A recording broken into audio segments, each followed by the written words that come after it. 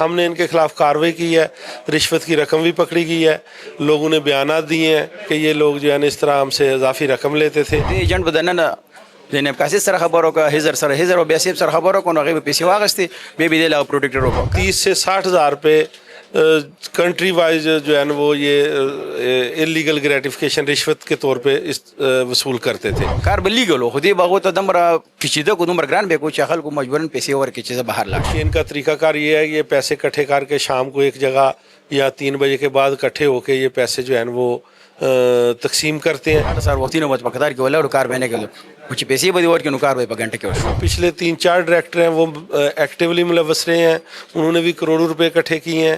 Custody اغست ځنه مزید امید دی چې نور گرفتاریاں مو شي ریکوری پکش. کل ان کے 3 سینٹر ہیں, 2 سینٹر ایکٹیولی پہلے سے چل رہے ہیں, ایک یہ پشاور والا, دوسرا بالاکنڈ میں, ادھر ایک AD انچارج ہوتے ہیں, ادھر بھی سیم دھندا چل رہا ہے, اس کے خلاف بھی ہم نے ایویڈنس کلیکٹ کر لی ہے. السلام علیکم ناظرین, میں ہوں شہزاد درانی, آپ دیکھ رہے ہیں ڈیلی میدان. میرے ساتھ DDFIA رانا شاہد حبیب صاحب موجود ہیں. انہوں نے ایک بہت بڑی کارروائی کی ہے, اس کی تفصیلات ہم ان سے جانتے ہیں. سر, یہ کارروائی کس ڈپارٹمنٹ میں ہوئی ہے, کتنے افراد گرفتار ہوئے ہیں اور کتنی ریکوری ہوئی ہے؟ یہ پروٹیکٹریٹ آف امیگرانٹس اوورسیز امپلائمنٹ پروموٹر جو منسٹری ہے ان کے انڈر کام کرتے ہیں.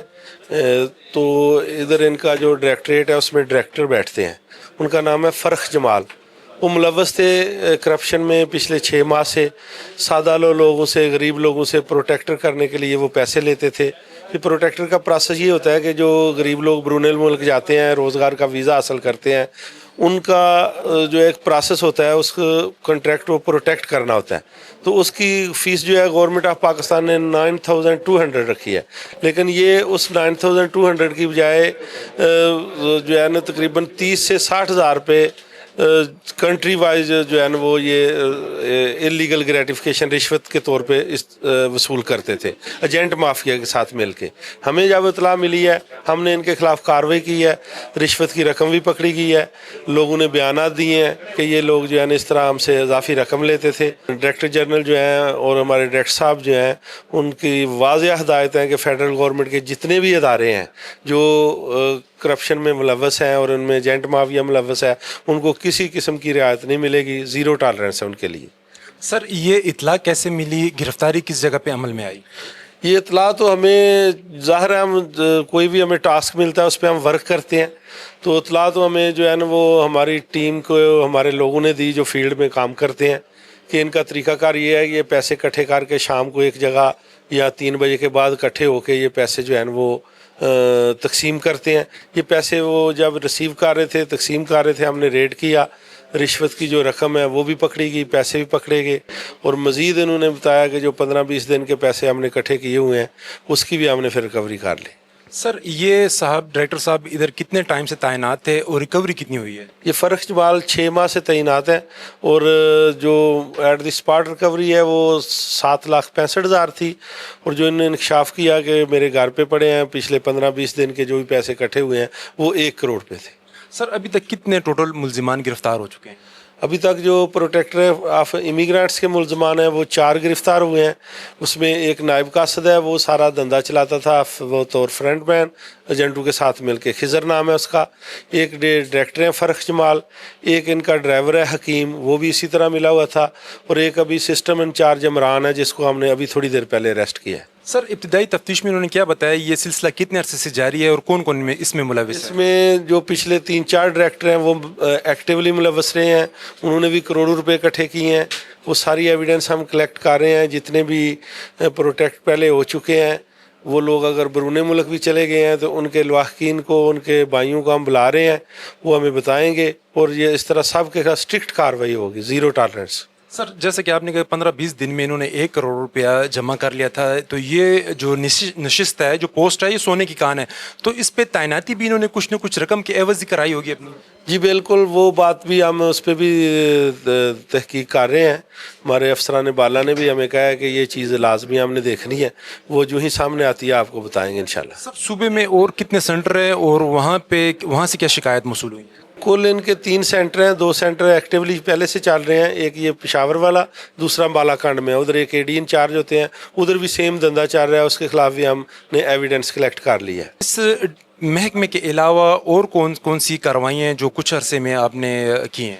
اس سے پہلے یہ اوورسیز جو ہے نا جاتے ہیں بیرون ملک گلف کنٹریز میں، ان کو ایک میڈیکل کا جو ہے نا وہ فارمیلٹی ہوتی ہے کہ میڈیکل کروا کے آئیں. اس کے لیے گلف کونسل جو ہے نا اس نے اپنے مختلف لیبارٹریز پاس کر کے بنائی ہوئی ہیں جو ان کو ان کا میڈیکل کر کے ان کو فٹ کرتی ہیں، اس کے بعد وہ جا سکتے ہیں.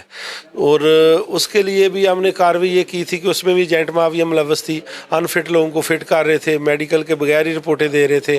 تو وہ بھی ہماری چونکہ ہم نے وہ انکوائری اس لیے درج کی تھی کہ ایٹ دا اسپاٹ جو ہے نا وہ ہمیں سفیشینٹ ایویڈنس نہیں ملی تھی.